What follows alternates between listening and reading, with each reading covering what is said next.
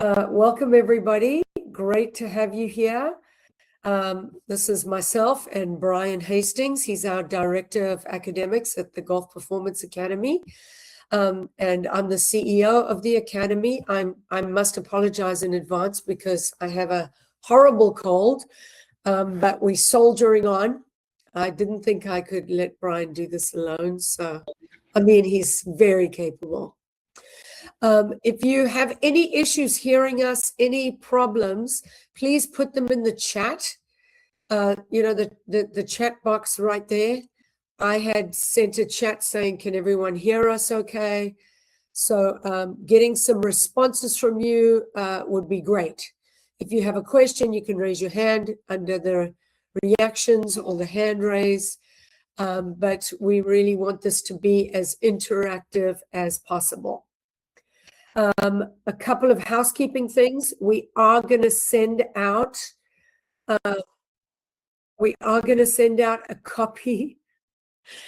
We are going to send out a copy of the webinar in a few days, after we edit it and just tidy it up a little bit. So you will be getting that in your inbox. I am going to share my screen right now. I don't think I want chat. Okay, all good. Yeah, thanks, guys. I appreciate you can hear fine. Awesome. We did have like 70 people RSVP and sign up, and we only have 20 that are on right now. So I'm not going to we were going to start with a little bit of a fun game just to break the ice and see the level of all the attendees. But instead, we're just going to go straight to our presentation, and we'll start that for a bit, and then we'll switch over. So can everybody see this okay? Brian, you can see it, right? Correct, yep. Okay, great. As I already introduced myself, I'm Leanne, this is Brian. I have 20 years college placement and college education experience in the golf academy space. And Brian, I don't know if you want to just give a quick explanation of what you've done in this area. Sure. I've been in independent schools for 20 plus years in a variety of roles, mostly administrative. I've worked in athletics, dean's offices, run entire non-academic and academic programming at a variety of schools in New England. Awesome. I also run my own college consulting business, helping students in Fairfield County and Westchester County with the application process, both athletically and non-athletic students. Excellent. Thanks so much, Brian. So between us, we do have tons of experience, tons of knowledge. We want to share with you as best we can. We want to answer your questions. Our goal at the end of this webinar is that you've really learned something. You've gleaned a couple of nuggets from this experience. And our contact information is available to you. I believe it was on the link for the webinar. So if you have any follow-up questions, please feel free to ask. So the college golf recruiting process. I guess at the start of our presentation is to get a sense for how everybody feels about this. And just to give you a bit of an analysis of the group that is on the call today, we have the majority of freshmen, and then we have a couple of seniors, couple of juniors, quite a few sophomores, and even some younger students and golfers. So, which is really fantastic. Brian, you I'm sure would agree that the earlier you start with the process, the better. There's absolutely no doubt about that. Often it's a question that gets asked all the time. How soon should we start? And really, there's never too soon to start. And if you're a little late to the process, it's also not too late. I really believe that there's a golf program for everybody. I'm just going to stop sharing this for a second and see where we're at. 24 people on. Okay. So we're getting there. I think I'm just going to go into it. Hey, Brian, what do you think? Yeah, let's get going. Okay, so I'm going to I'm going to start with the Kahoot. So everybody that's on this webinar, if you could take out your phones, open up your cameras, and what I'm going to do is I'm going to share the screen with you. And this is a game called Kahoot. So if you wouldn't mind just scanning that QR code and putting in the PIN 5965418. And let's get everybody in there as quickly as possible so that we can just get a sense for the group that is on this webinar. And if you're a parent, feel free to answer the question for your child. Oh, so sorry. Okay, great. Keep going. Let's keep going. We got a few in there. Let's get a few more. And then we will start. Thank you so much. Evie, Camilla, Reagan, awesome. Autumn, Isabella. Yep, thumbs up. Shay, Bridget, Farah. I hope I pronounced that right. Excellent. Anna, thank you so much. Danielle. By the way, I just want to commend you guys for being involved with LPGA Girls. What a great program. Absolutely phenomenal to help give you resources and tools as golfers, as students, as leaders. It's awesome. Okay, I'm going to click start. And we are going to take a look at, you're going to look at these questions on your phone, I guess. I'm assuming. 3, 2, 1, let's go.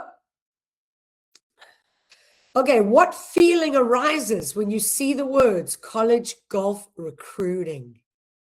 So type your answer, just type in your answer. And then we're going to take a look at some of the answers. What are the feelings that arise?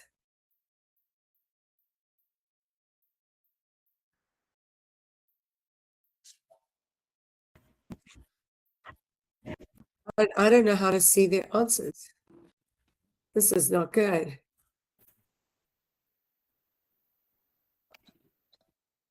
Oh, okay.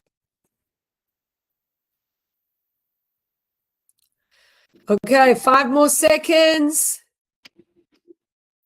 Awesome. Okay, these are the feelings. Overwhelmed, confused, nervous and excited, uncertain, a little nervous, overwhelmed. I think I said that one already. Complicated, uncertainty. That is all very normal, and that's why we're on this call today. We really want to try and relieve some of your anxiety, and Brian and I'll get to that when we get to the meat of our presentation. All of this is perfectly normal. How confident do you feel about the process? 1 to 5. So fill out your answers, 1 to 5, 1 being pretty low and 5 being pretty high. How confident do you feel about the process? Okay, let's see. Okay, so 47% of you are a 2 with an average of 2. Brian, you can still hear me fine, right? You sound great. Yep. Okay, cool. Besides the husky cold and everything. Okay, so that's a little not scary, but that, again, that's pretty, normal. And we want to try and relieve some of this to improve your confidence in the college recruiting process. Okay, what is your dream school? This is an important question because some of you have a school in mind right away, and some of you have no clue. But trying to just ascertain where you are with this is important. This is a good question. So let us know if you have a dream school. If you don't have one, don't worry. You can also answer Division 1, Division 2. Exactly. Yeah, or yeah, it can be general, not specific. Yeah, 100%. Okay, everyone did that really quickly. Scared to hit skip in case it doesn't goes to the next question. Okay, dream schools. Wow. Berkeley, Duke, South Florida, Columbia, Virginia Tech, Yale, Stanford, UCLA. Okay, so I know there isn't really time for me to do this, but South Florida, be very good friends with them. They do PDI, which is a product that we use at the Academy, the Player Development Index. Berkeley, Yale, she's a really good friend of mine. Columbia too. UF as well, she uses PDI. So what a great list of schools. This is fantastic. Well done. Okay, do you have a resume? I know this whole evening is really about your college resume.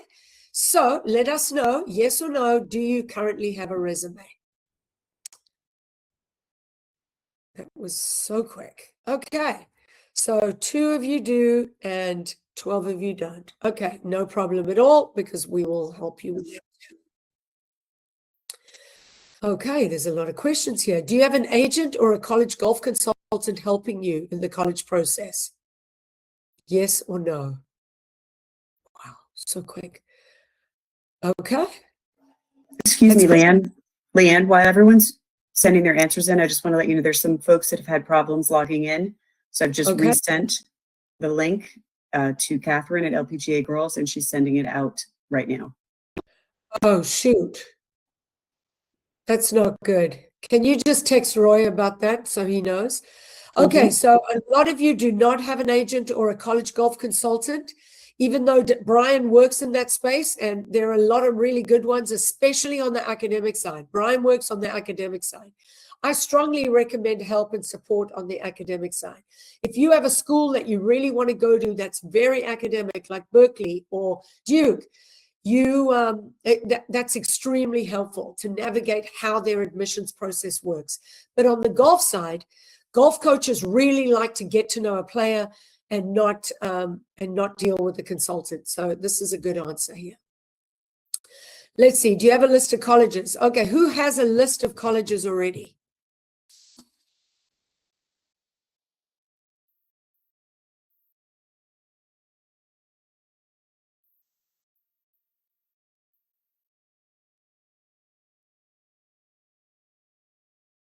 Okay, so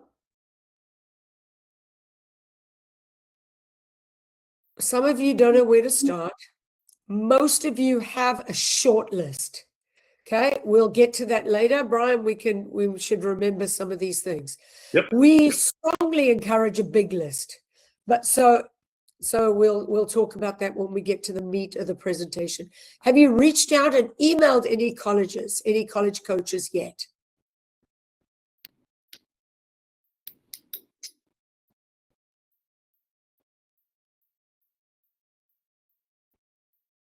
Okay, 100% of you know. Thank you. Next one. What matters most to the majority of college coaches?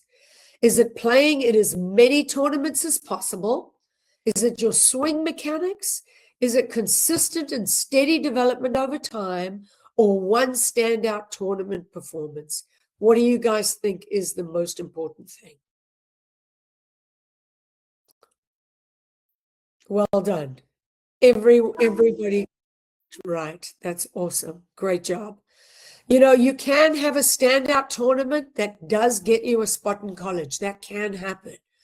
But what matters most to the majority of coaches over time is development, mental, physical, golf skill. Okay, wow, good job, guys. Excellent. What do coaches pay closest attention to during and after a bad round? How you react, your technical mistakes, scoring average trend, or how quickly you leave the course? What do you think? These little GIF clips, video clips are hilarious. What do you guys think? Absolutely. Well done. You've been well educated, everybody. Great job. Okay. Shay moving into first place. Look at that. Which trait makes coaches the most excited? elite swing mechanics, internal motivation and accountability, high tournament volume, or early recruiting exposure? This is a pretty easy one. I hope you all get it right. Send them up for failure. Absolutely. They all got it right. Jeez, you guys are good. Amazing. Look at this. Excellent job, Camilla. Okay, what's the most common communication mistake that recruits make? Contacting coaches too late, not having enough tournament experience, sending a generic copy and paste email, or reaching out too often. This is tricky. This is not, others were pretty simple and there was an obvious answer. This one's a little more complicated. Yeah, I would expect there to be a mix. Sending generic emails is a very common mistake. You want to personalize your email. Again, we'll get to that. You want to personalize, you want to connect, you want to have a relationship. You can contact a coach late and still get a spot. That absolutely can happen. Scoreboard. Okay, Isabella and then Demi. Well done, guys. Are we done? Nope. 2 more questions. Coaches pay attention to your social media. Yes or no? Yes or no? True or false?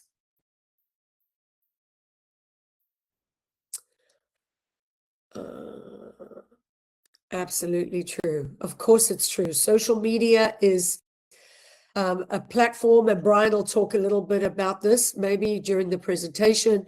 He's very big on messaging through social media. There's nothing wrong with that, because then they look at your social media and it highlights everything you've done. Okay, who's in the lead? Isabella, good job. Last question. What are coaches looking for on social media? Technical ability, tournament schedule, academic performance, or commitment and passion for the game? It's a pretty easy one. Yes, well done. That's good. Pretty much they want to see your passion, your intensity, your commitment. Coaches do not recruit a golf swing. They recruit a person. That's an important thing to know. Okay, wow. Evie, number 3. Whoop, whoop. Number 2, Demi, I hope I said your name right. And number 1, I think it's Isabella. Isabella, yay, great job. Well done. That's awesome. Okay, great job, guys. That was very helpful for us just to get an idea. That was fun, right? Did everybody enjoy that? We still only have 24 in here, Kim. So, oh, Catherine's on. She's probably helping us. Yes, and the link was just resent to everyone that couldn't get in. So we're not sure what's going on. Okay, so I think Debbie said it was fun. Yay. Bunch of people said that was fun. Okay, awesome. And again, if you are struggling with this, we are going to send it out to everybody. So we'll be fine. I don't know why that beeping. I'm sorry. I don't know what to do about that. Let me close that out. Oh. Sorry, guys. I just want to make sure that sound from the Kahoot is off. Yeah. Okay, so let's get into our presentation, shall we? I'm going to share my screen again. This time back to the PowerPoint or the Canva, whatever it is. Share, here we are. Okay, so we know how you feel about the college process. Anxious, a little nervous, some of you a bit excited, but it's pretty clear from doing that game we just did. It's pretty clear to me that a lot of you need a lot of education on the process. So that's good. That's what we're here for. And Brian, you know, you just jump in at any time. Oh, Catherine, did you want to say anything? Or are you good? Oh, no, I'm totally fine. Just Yes. we're working on getting the rest of the girls in. So I'm you keep doing so what you're doing and we'll be okay. Okay, I'm so sorry. Kim, if you Someone want to, just, Leanne, someone Oh. just commented and said that they switched to the Chrome browser as opposed to Safari because Safari wasn't working. So that might be a problem for others as well. oh, okay. So Catherine, maybe let them know to go onto Chrome. Our technical director did not tell me that we needed to be in Chrome. But anyway, okay, I just told him about these. That's the sound when people are joining, right? Right? I believe so. Yeah. Yep. Is that frustrating or is it fine? Nope. It's very Okay. low volume. You're fine. Okay. Okay, super. So we already said coaches recruit people, not just scores. Consistency over a one-off great tournament is really important. Competitive growth over time, your development as a human being, as a girl, being a leader, your development in your golf, your development academically. And like I said, Brian is the one who's going to be talking about sort of the academic part. But all of these things like motivation, attention to detail, emotional maturity, coaches are very perceptive to these types of things. They can see when you're disrespectful to your parents or your coaches or other competitors. There's a reason why coaches will say to you, if you start talking to a coach and you're in the recruiting process, one of the first questions they'll ask is, where are you playing? Or when are you playing? Because they're going to want to come and watch you play. And those are the things that they are interested in watching. So it's not about your scores. It's about how you behave. That's even more important.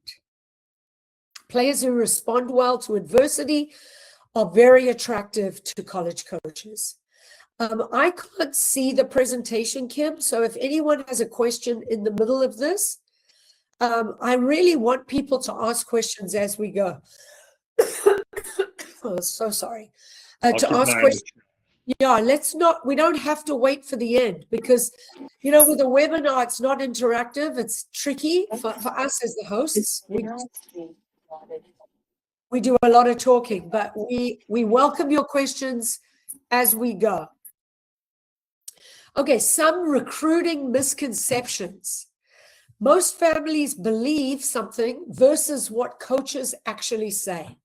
And when we put this presentation together, I mean, we are connected with hundreds of coaches. We know a lot of college coaches. We're very connected in that space.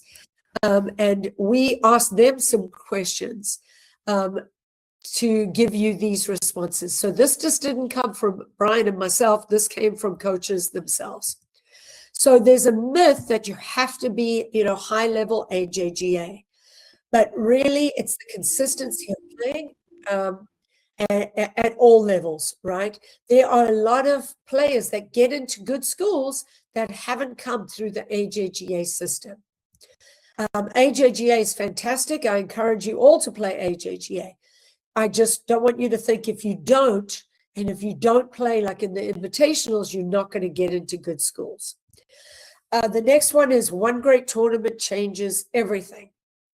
Again, recruiting is based on patterns. Sorry, there's a typo there.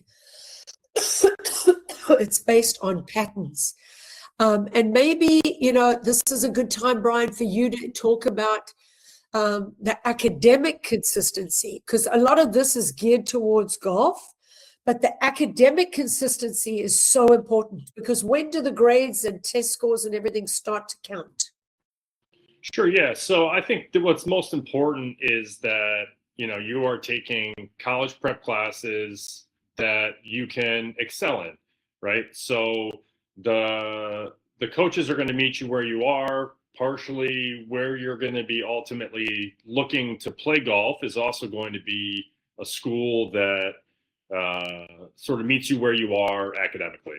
So as you're building your lists and as you're thinking about it, you have to be conscious of the overall acceptance rate of a school, the size of a school, the location of a school, both rural, suburban, but also where geographically you want to sort of be, right? And so Yeah. the more But you can push yourself academically within bounds that is, comfortably uncomfortable is sort of where you want to be. The more honors courses, the more AP courses you can take as you get older and as you start moving into sophomore, junior, and senior year, the better your academic resume is going to look. But be careful not to get caught in the cycle of taking classes that that are a little bit above your head.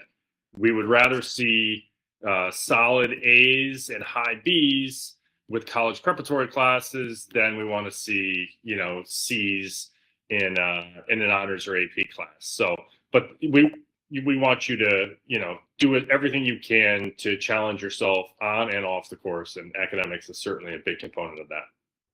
100%. And that's the point I wanted to make is that developmental theme. It applies to golf, to yourself as a person, and to your academics. So starting in 9th grade, every single score counts starting in 9th grade. And I've known countless students that 9th grade they slacked off, and then they realized that in 10th grade they picked it up, but they were constantly playing catch up to get their, to balance out their freshman year.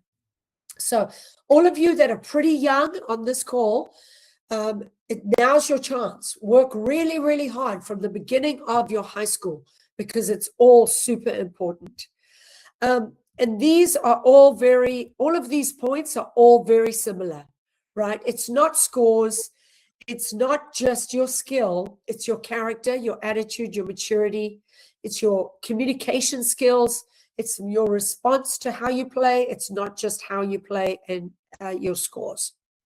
So this should be really reassuring for everybody. I apologize again for I'm so sorry. But Catherine would have killed me if I knew I couldn't cancel. So here we are. Okay, what coaches notice that players overlook? These are the small things, guys. Character is something that you build when nobody's looking, honestly. And I can tell you a great story. There's a player on the PGA Tour. He's played the PGA Tour for maybe 8 to 10 years, and he was an academy student of mine at one point. And when he was looking at colleges, he got quite a few offers. And Oklahoma State was his dream school where he really wanted to go. And he was playing in a tournament, and the coach, and at the end of the round, I had been walking with the coach. He said to me, the things that stood out about the round was how he raked the bunker and took such care of the course, how respectful and polite he was to his playing partners, and just what a great attitude he had. And that very day after that round, he was offered a spot, and he did play at Oklahoma State. So it's sometimes we want to have a disconnect with behavior. You might have a poor attitude, and you've got high expectations. You get really angry on the course, and you're just trying to be polite because there's coaches watching you. That's not sustainable. Work on your attitude, work on your emotional regulation, work on your character. You do that and focus on that process, it's going to get you the best possible opportunities. So here are just a few examples. Your interactions, your respect, your communication habits, all these things are very important.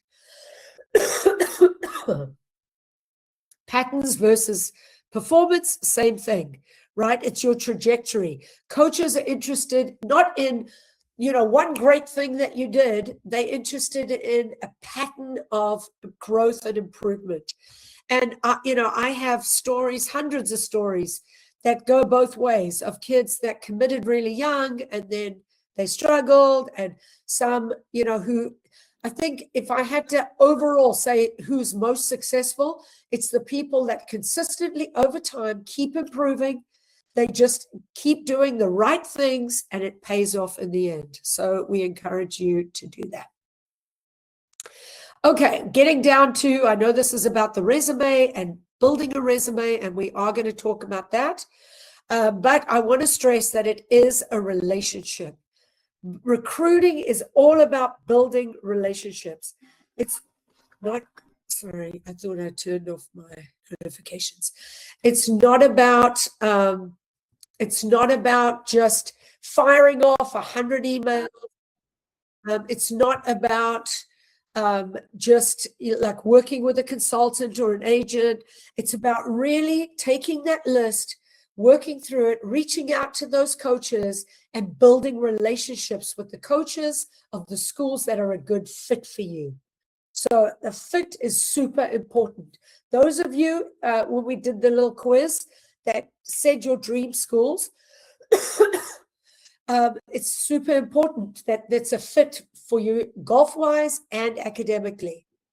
And there are also some other things that Brian talked about, like where you want to go to school. You know, some people really want to be out west, maybe because their family's out west, or they really want to be in the south, right? But the most important things is a golf fit and an academic fit. And then you start building relationships with those coaches. All right. 97% of you didn't really feel like you'd done much in the process. So how do we get off to a strong start? The first step is the school list. Now, the reason the list is first is because it'll help you sort of identify the coaches you want to be in communication with. It's one thing to just have a resume and send a couple to your dream schools, but you're going to need to do a lot more than that. So, I'm so sorry. I hope Roy can edit my coughing out of the video. I am going to stop sharing this screen for 1 second and go to, hi. Do we have any more people in here? 28, shame. So sorry about that. I'm going to share my screen again. Oh, Kim, just read out the chats, please. Sarah told you to go get a glass of water. Someone told me to get some water. I'm drinking water. I'm going to go read them. Excited, nervous. Oh, that's from before. Yes, water. Oh, shame. You guys are so sweet. Thank you so much. I want to share. What do I have up here? I have, let me see if I can share this. So at the Golf Performance Academy, we use the Junior Golf Hub.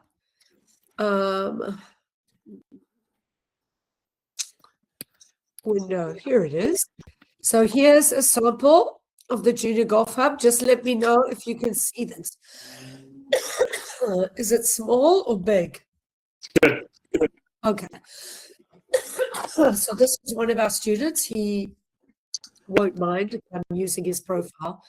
But what happens is with the Junior Golf Hub, which is a really good resource for us, it has all this, it has all the scores, the tournaments, his PDI. It's got stats, rankings, contact info, his academic info, and then over here, his media. So it is really important. What are you using to communicate with coaches? They can see your swing videos. That is something that all coaches can see. But the reason I brought you to the hub is because over here, there's something called College Match. Now, you can do all this yourself, and I'm going to tell you how. We have the hub, so the hub matches up your academics, your golf score with a list of schools. So it kind of does it for you, right? So that's easy. That's an easy way to do it. Now, if you don't have the hub or anything similar to the hub, and you want to do this yourself, I'm just going to stop sharing. And you want to do this yourself, what you can do is you can go to US News, and that gives you all the rankings of all the colleges. And again, if you have any questions for Brian, he can help you there. And then you can go to Clipped, Do you all know Clipped? I'll put it in the chat. Clipped. And Clipped, if you go to Clipped, you can click on scoreboard, and it ranks all the colleges, Division 1, Division 2, Division 3. And then you can get a sense for how the schools are ranked. If you don't understand a lot of that, so I'm seeing all the questions, and I don't mind following up. Oh, Kim's going to put a link in the chat to just tell you all about the Junior Golf Hub, PDI. These are just the things that we do, right, for development. We're all about player development. That's sort of the heartbeat of the Golf Performance Academy. And obviously, college is a big part of that for juniors. Most juniors are very interested in college golf. I would say all of them that come to the academy are. Okay, so that was sort of an example. Now what I'm going to do is I'm going to pull up an example of a resume that's really good. Just to show you, or should I just head back? Let me just head back to the presentation quick. Sorry, guys. Okay. Part of Leanne, when I first started at the academy, you had mentioned rankings and how to figure out what schools you should be putting on your list. We really want our students at the Golf Performance Academy to be putting schools on their list at their current level, and schools on their list that their coaching staff and what we see in their development on the golf side and academics, we feel like are currently reach schools, but eventually will probably be, if the trajectory stays the same, schools that they will, aspire to be at. Absolutely.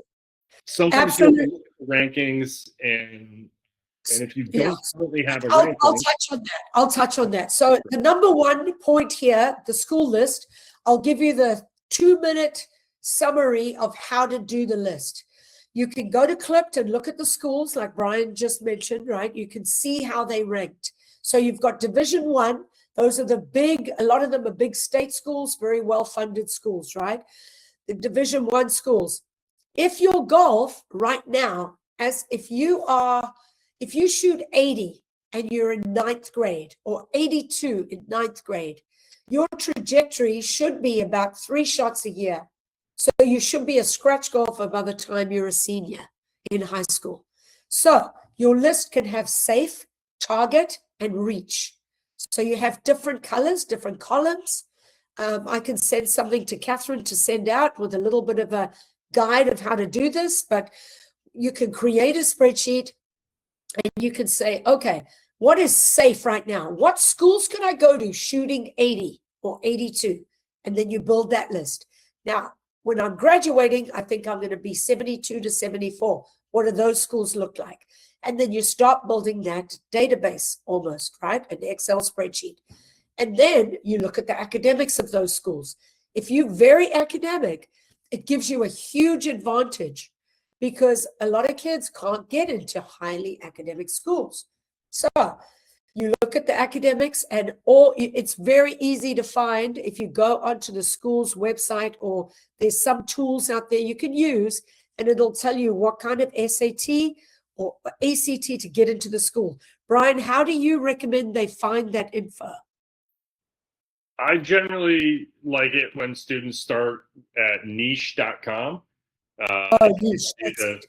It gives you the best sort of understanding of school outside golf, and you can actually create a login and an account and put in your current GPA, ACT, SAT. If you've taken the PSAT, just put that score in for the SATs, and it'll show you your likelihood rating of getting into that school in the current environment. And the Junior Golf Hub does that too, but there's quite a few resources like that. So whatever you want to use is fine. But if you just go look the schools up, you can go to each school and you'll find out what the requirement is to get in. So the school list is critical. So any questions on the school list? Kim, do we have any, or can we move on to the resume, which was kind of the You can move on to the resume. Okay. So the resume is super important because the resume is your connection and your information brochure, how you market yourself to the coach. These other things are super important. You want to send a personalized email when you send the resume. You want to make sure it has your swing on the resume. You want to have consistent follow-up and all this stuff. But the resume itself, you want it to really showcase you as a person. So I had a student recently and her resume looked like a comic. It was just too like childish, you know, and I said, no, it's too childish. The coach it's just not professional enough. You do want your resume to look professional. Brian, did you have something? No, absolutely. This next slide is a good representation of what should be on there. Exactly. This is a great slide. And guys, the Ivy League coaches that I'm friends with and speak to a lot, their suggestion, they say the emails they read are the ones, the subject line is class of. That's what they read. If you say graduating class of 2029, that's very helpful for the coach because in their minds, they might be finished. They definitely finished with 26. They might be finished with 27. They've got some prospects for 28, but they're looking at 29. So when your subject line says 29, it does pique their interest. Now, they cannot respond to you if you're not a junior or a senior, but that's fine. Another great story I have, there was this boy and his dream was Northwestern, and Northwestern was full, but he still called the coach every week, emailed the coach, hi coach, it's me again, really wanted to go to Northwestern. And you won't believe one of the players that was supposed to come couldn't get in. There was a problem with admissions. And who do you think the coach thought about when all of a sudden there was a spot available? The boy that had called him or messaged him every week for the last year because that was his dream. So being persistent, but being polite, respectful is great. So these are all the things you want on your resume. Make sure it's clean. I'm going to show you a really good one in a second. But you want to have your tournament results, and it's not a bad idea that the coach can click on them. When I showed you the hub, in the hub, it's really easy because on your profile in the hub, you click on a link and it just sends everything. So all of that stuff goes to the coach. But if you attaching a PDF or something, it's pretty good to have whatever tours you played, a link within your resume so the coach can just click on it and double check what you're saying. So tournament results and then tournament schedule is very important because they might want to come and see you play, even if they can't talk to you. If you're young and they're not allowed to talk to you, they still want to watch you play. Your goals and aspirations are great, all your academic information. So Brian, how detailed do you think they should get on the resume with their academic info? So I always recommend you want all of your AP classes on the resume. And if you are lacking at some level APs, I would definitely put your highest level honors classes on there. But certainly GPA, graduation year, and then just be careful with the SATs. It goes to coaches, which is fine, but a lot of these schools are test optional. So if you took the SATs once and you didn't do as well as you had hoped for, you can leave your SAT scores off if it is a test optional school, and that information can be found on niche.com or any of the other sites where you can be researching schools. So I would just always do the GPA, but don't be as concerned with the SATs, at least if it's a school that is test optional. And most schools are. The one thing that I feel in these last few years post-COVID is doing an SAT is super helpful with your tuition calculation. So if you do have an SAT score, you may get a better tuition rate or right? Yeah, it will help you certainly with scholarship, but at Yeah. times, if it's a test optional school, they take, and you don't submit your SATs.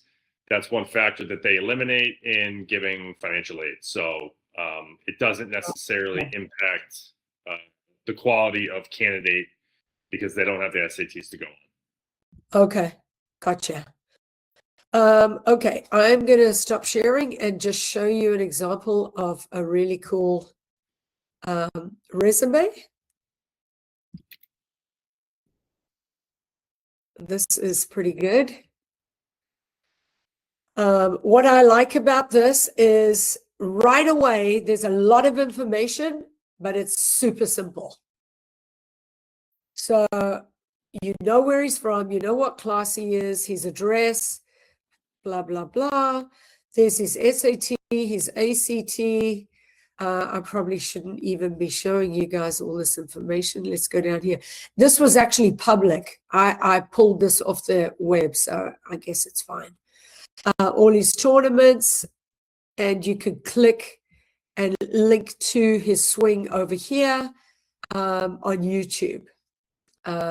His college preference, he wanted to go to a suburban school, medium-sized school. It's just pretty basic. So it's not fancy by any means, but all the information a coach needs is right here. Any questions? I know it is 7:45. Okay, let's see.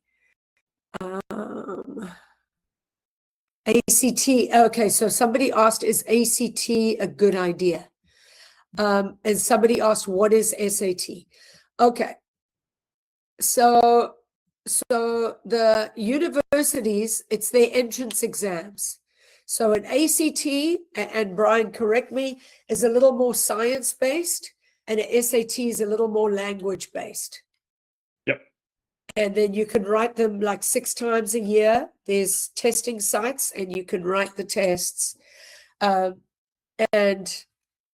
like we said, that a lot of schools are test optional now. You don't need them, but you need a strong GPA, and you want to show that you've done, AP classes or those other courses. Not advanced placement, one of the other ones, just like a higher level classes, right? Because the admissions team is going to look at all those factors for sure. Sorry, I'm just trying to go through all these questions. Sorry, guys. Most students, especially okay. Danielle said she's been embedding the link. Okay. Most schools, especially in the Northeast and East, a lot of students will take the SATs. On the West Coast and even down South, they take both SAT and ACT. I always recommend to take the SAT in the winter or spring of your junior year. See how you do, see how you feel about it. If you feel like the test, the layout of the test, the questions that were asked were challenging for you, or you didn't do as well as you thought you should based upon your PSAT scores, I always encourage you to take the ACT. It is a much different test. The questions are asked differently, and there is a significant chance that you're going to do better on one rather than the other. If you do well on your SATs the first time you take them, I would study for them. There's test booklets you can buy. There's online resources you can use. Khan Academy has free resources for SAT tutoring. You can also get an SAT tutor if that makes sense, and then retake the tests over the summer. Will you put those resources in the chat, please, Brian? Sure. The Khan Academy and the other one, the other website. Okay, so there were a few questions in there about emails. When we did the quiz earlier, a bunch of you have not done any sending of emails. So I would strongly encourage you to do the emails yourself and don't have your parents do the email. I know parents want to help, want to be helpful, but it's really good discipline. It's a really good experience for you guys to do it yourselves.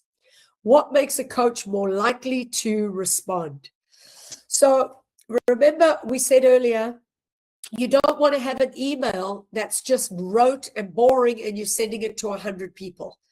If you're sending it to a school that just won a national championship or just won a big football game or a basketball game, how cool to say to the coach, wow, it was so exciting to see how well the team did, blah, blah, blah. So having genuine interest is really important. The coach will notice that stuff. Make sure your information is correct. It seems like a very basic thing, but it's important. And then around the holidays, you know, coaches won't respond. Many kids will say, oh, I've emailed so many coaches and I don't hear back. That's fine. It's not personal. They get hundreds and hundreds of emails. And the schools that you guys listed are really good, high-profile schools. So those coaches are being bombarded by emails. How will yours stand out? Your resume needs to, like that resume I showed you was very blah, but all the right information was there. The body of your email is where you can shine. You know, hi coach, and just a little bit about yourself. You attach your resume with your links, and then you just keep communicating with them. Any questions on this, Kim? Anyone got any questions? What helps recruits stand out most over time? So these are the traits and the characteristics that coaches are looking for. I've had coaches turn down players, good players, because of their parents. Like parents that are just very difficult, right? Coaches are looking for kids that are resilient, that do things for themselves, that know how to solve problems. Growth mindset. Do you guys know what it means to have a growth mindset? I should have done the little quiz. Let me see if I can stop sharing. I'm going to get good at this. Sorry, polls. No polls added. Add a poll. I won't do that now because we're nearly out of time. But if somebody just puts in the chat, if they know what growth, oh, can I go back to the last slide? Absolutely, Farah. Start reaching out. What age should you start reaching out? Oh, Brian, you're answering these. Brilliant. What a guy. What a guy. Okay, let's go back to this. Which slide was it? This one.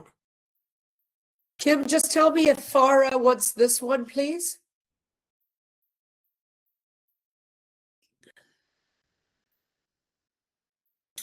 Next one, Leanne. This one. Next one, please. This one?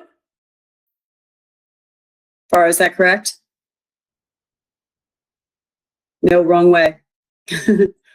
No, I just went too far. If it's not that one, is it that one?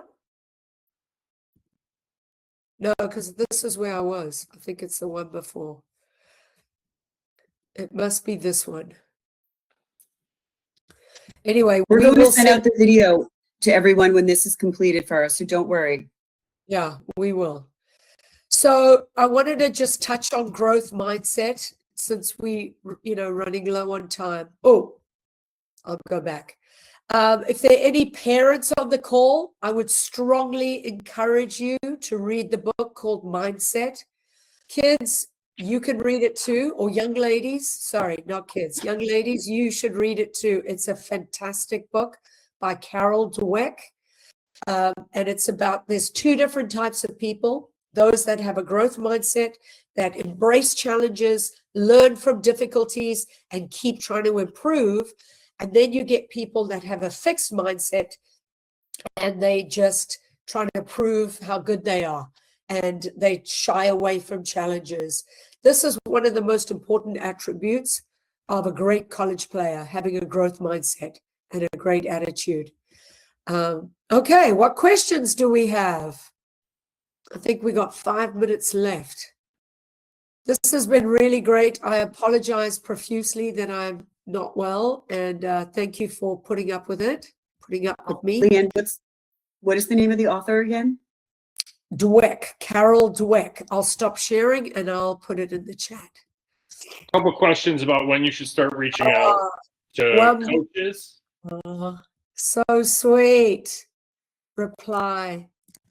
Thank you. From my perspective, I think you should start reaching out to coaches after you have assembled a resume of tournaments. So you have 3 to 5 tournaments at minimum underneath your belt. You should start reaching out to coaches. I would say as early as 9th grade, even if you wanted to get started really early and you've had some tournament play, you can start the summer after your 8th grade year. Remember, coaches cannot talk to you until June 15th after your sophomore year, at the end of your sophomore year. So just because coaches can't communicate with you doesn't mean you can't communicate with them.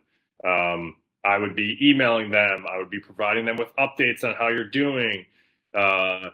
And one of the most important things that I actually talked to when I was in Vegas for the coaches convention, the Oklahoma women's coach and I spoke at length, and I asked her what specifically she appreciated most about student athletes that she recruited. And she said, rarely do student athletes talk about and ask questions about how we're doing and track our progress in a way that you would think they do. They're very focused on self, right? So the more you can engage the coach and the assistant coaches with regards to making sure that they know you're following them, you're asking them questions about how the team's performing, you're, reaching out when they have good performances, you're wishing them well on their upcoming tournaments.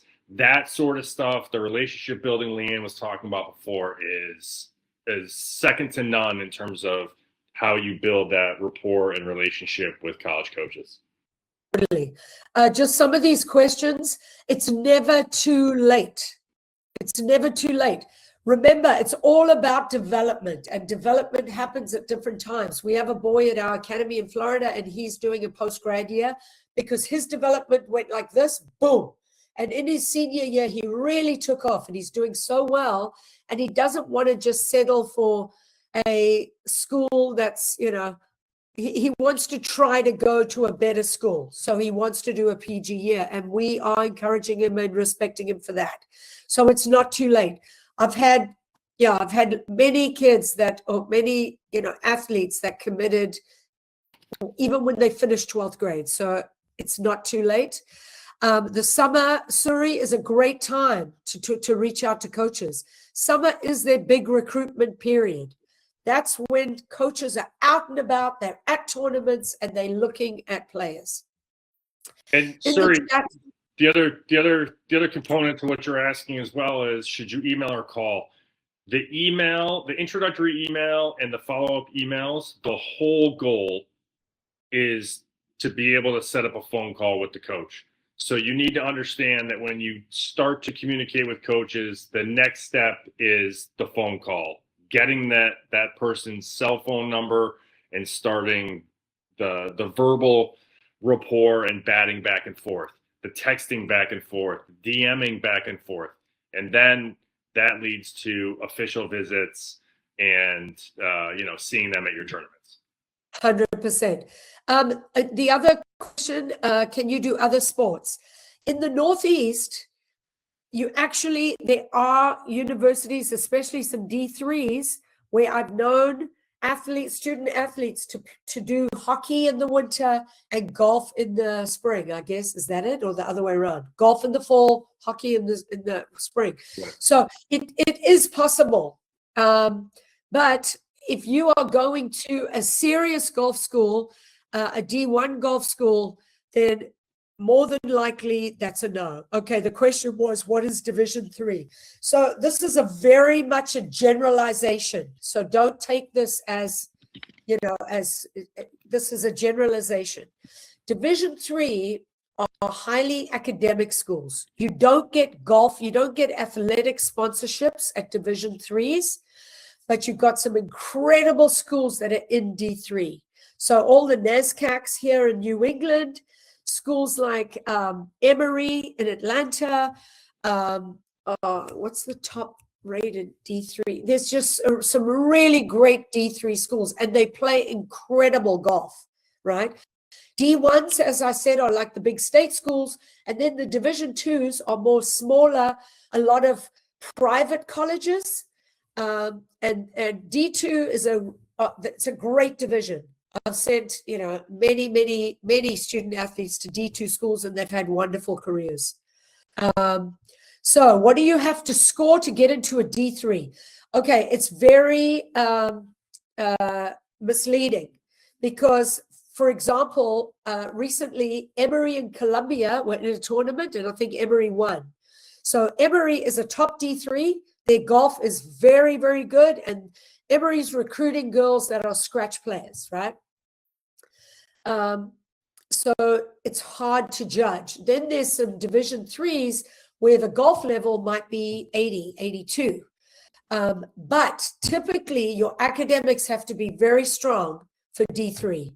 Hey, Brian, for the most part. Yeah. And I think it is important to recognize too that Division One, although Division One can and does give partial scholarships, full scholarships to some athletes, Division 3 gives significant amount of aid, merit-based. So academic aid can be just as valuable as academic aid. And in some ways, it's even more valuable because it's guaranteed for all 4 years as long as you keep a specific GPA. Athletic scholarships are year by year that the school's making to you.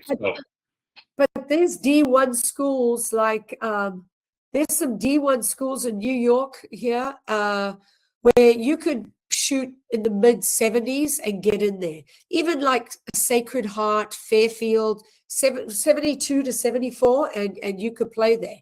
So it really does depend. There's a broad range in each of the divisions. And Surrey, I don't actually believe that there's a better acceptance rate if you work with an agency. I mean, I have worked with agencies. I think what I said in the beginning, you might have missed it, is I think it's great to have an academic agent.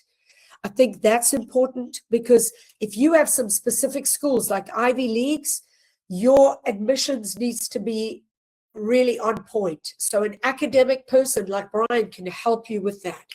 But from the golf side, getting to know the coach, emailing them, going to their coach camps, if you're a good fit, if your golf and your academics are a good fit for the school, then you doing the work is more than likely going to give you a better opportunity with that coach than an agent or a consultant contacting them.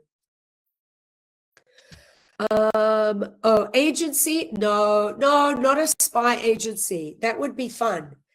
But no spies. A consultant, a college consultant.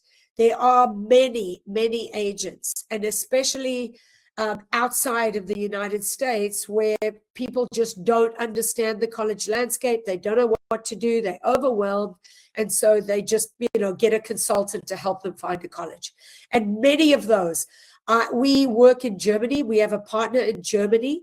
And the statistics for the German students that get placed by an agency, they drop out after year one. They're miserable.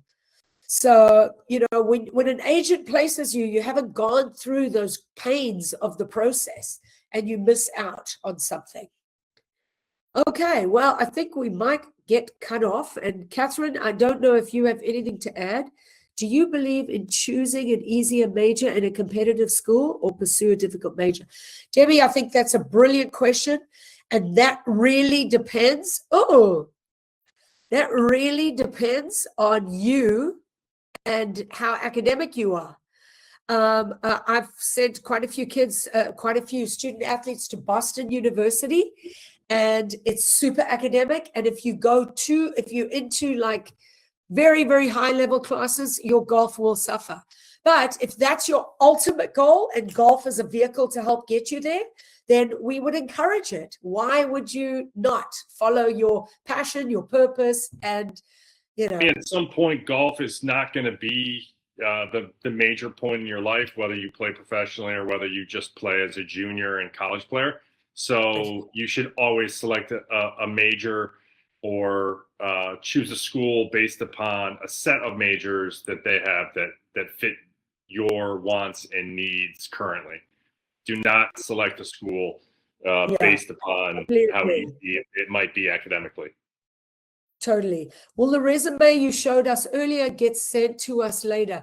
No, but I could show you a template and as an idea. That was somebody else's. And the NAIA at a smaller school, NAIAs are typically smaller, but they're not all that small, and they're great. They're well-funded schools. So I would encourage you to pursue those too. You are so welcome, Debbie. I'm so glad that that encourages you. And I appreciate all of you being here with me in this condition. I'm so sorry. And Catherine, do you want to say a few words? Yeah, absolutely. Thanks for your patience. Just a huge thank you to Golf Performance Academy, USA Junior Golf Federation, Brian, Leanne, Kim. Thanks for putting on a great webinar. I know everybody that was on this call. Appreciate you sticking through some of the technical difficulties. But if any of you have missed part of it, it is being recorded. So we'll be sharing that in the next 48 hours with the group. And then Leanne, if there's any resources that you can share with me, I'll be sure to get those over to our e-leaders and our parents as well. Great. Thank you very much. Thanks. Thanks, guys. That quiz was so much fun. Really appreciated you all. Thank you all. Appreciate it. Thanks, guys. Bye.